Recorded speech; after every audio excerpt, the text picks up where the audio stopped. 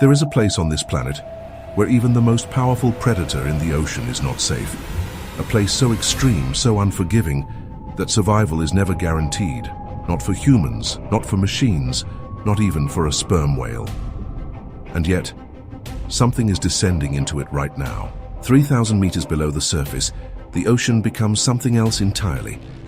A world without light, without warmth, without mercy, where pressure builds with every meter, and the rules that allow life to exist begin to break down. This is not just deep water, this is a boundary, a threshold where evolution itself starts to fail. And what makes this place truly dangerous is not a single predator, not a single creature hiding in the dark. It is the environment itself, an environment capable of crushing, freezing, and exhausting even the most perfectly adapted animals on Earth. Right now, a sperm whale is diving into this darkness, slowing its heart, shutting down parts of its body, preparing for a hunt in a place where almost nothing should survive. In this video, we are going to pinpoint exactly where this environment exists, understand what makes it biologically lethal, and explain why even a high-performance predator like the sperm whale cannot afford to remain there for long, revealing a point in the ocean where the system itself is no longer capable of sustaining life. And if you are interested in understanding how the ocean really works, and what defines the limits that even the most powerful predators cannot cross, consider subscribing to the channel, because in each episode, we break down the real science behind the most extreme environments on Earth. As the whale continues its descent, the ocean does not simply get deeper, it becomes progressively more hostile, turning every additional meter into an increase in pressure, cold, and isolation. At 1,000 meters, any remaining trace of sunlight disappears completely. And from this point on, there is no visual world, only darkness in every direction, with no reference, no horizon, and no sense of scale. At 2,000 meters, the conditions begin to approach what most life forms cannot tolerate for extended periods, where energy becomes scarce, temperatures hover just above freezing, and movement itself starts to demand more from the body than it should. By the time the whale reaches 3,000 meters, the pressure has climbed to nearly 300 times what we experience at the surface, pressing against every surface of its body with constant force, without pause, without relief. For a human, this is not survivable under any circumstance because the lungs would collapse under pressure, gases in the bloodstream would become unstable, and the body would fail within moments. Even engineered machines struggle here, because submarines must be built with extreme precision just to avoid implosion, and even then, their time in this environment is limited. But the sperm whale continues downward. Its lungs compress safely, its ribcage flexes under pressure, and its body begins to rely not on air but on oxygen stored deep within its blood and muscles. It is operating exactly as evolution designed it to. To understand why this place is so dangerous, you first have to understand the animal that is entering it, because the sperm whale is not just another creature of the ocean, it is the most specialized deep-diving predator on Earth. This is an animal built for extremes, capable of descending thousands of meters, holding its breath for over an hour, and navigating complete darkness using sound with a level of precision that borders on biological engineering.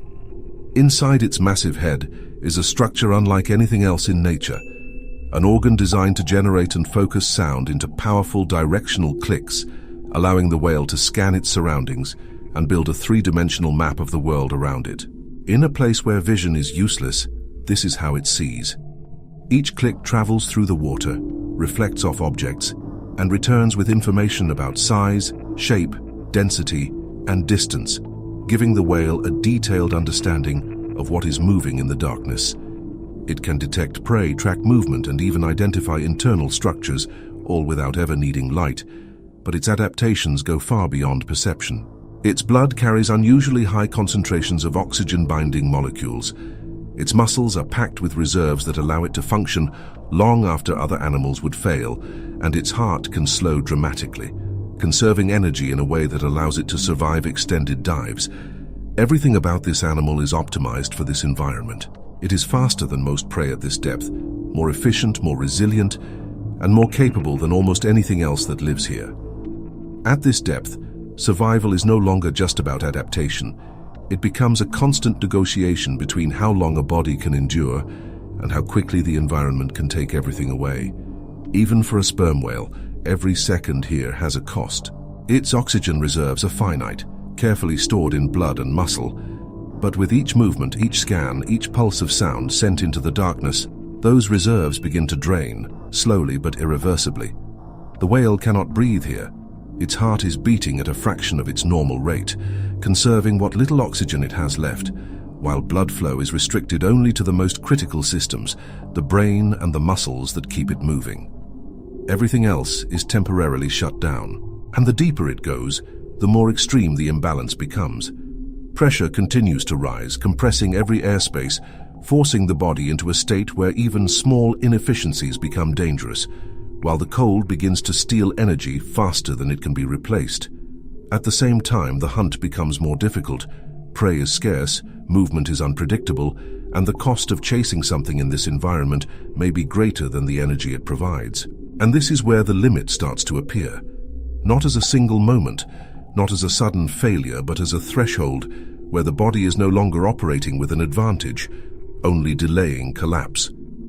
Somewhere in the darkness below, something moves. Not fast, not aggressively, but with a presence that doesn't belong to anything familiar, something large enough to reflect the whale's clicks in a way that immediately stands out from the emptiness around it. The sperm whale detects it before it ever sees it, sending out a rapid sequence of clicks, each one striking the object and returning with more detail, more structure, more clarity. This is not the open water anymore. This is something solid, something massive, something alive. The echoes come back distorted at first, stretched by distance and pressure, but as the whale adjusts its position, the image sharpens, revealing long extensions, multiple points of movement, a body unlike anything found near the surface. A giant squid, one of the few animals on Earth that exists almost entirely in this depth range, built not to visit this environment, but to live in it. Its arms extend outward, lined with suckers and hooks, moving slowly in the water, conserving energy, waiting, existing in a place where almost nothing else can afford to remain. For a moment, predator meets something that does not behave like prey. There is no panic, no sudden escape, only controlled movement, as if both animals understand the cost of every action down here. The whale circles slightly, adjusting its angle, scanning again, building a clearer map of what it is facing. But what matters most in this moment is not the squid. It is the environment surrounding both of them. This place is real. It's a region that exists across the deepest parts of our oceans, known as the Huddle Zone, and in its most extreme form, it reaches its limit inside the Mariana Trench, a place where the ocean is at its deepest, where the seafloor drops to nearly 11,000 meters, and where the conditions you have been seeing are pushed even further beyond anything life should tolerate. But what makes this place truly lethal is not just how deep it is how the entire system works against long-term survival. The pressure here is so intense that it reshapes how biology functions, forcing organisms into slow, energy-efficient forms that can survive without movement, without speed, and without waste. Because a sperm whale, despite all its adaptations, is built for active hunting, for movement, for decision-making, for bursts of energy that allow it to track and capture prey. When we think about the most dangerous places on Earth, we usually imagine predators, violence, and direct threats, something that hunts, attacks, and kills. But the reality of this place is very different. Down here, nothing needs to chase you, nothing needs to fight you, because the environment itself does all the work. It removes light, removes heat, removes oxygen, and replaces them with pressure, isolation, and time working against every living system that enters it. And that changes the definition of what deadly really means. This is not a place where life is taken suddenly. It is a place where life is slowly outmatched, where even the most advanced predator in the ocean, an animal capable of diving deeper and surviving longer than almost anything else, is still just a temporary visitor. Because in the end, the deepest parts of the ocean are not ruled by strength, intelligence, or size. Thank you for watching, and if you want to keep exploring how extreme environments shape the limits of life on this planet, consider subscribing to the channel, and I will see you in the next episode.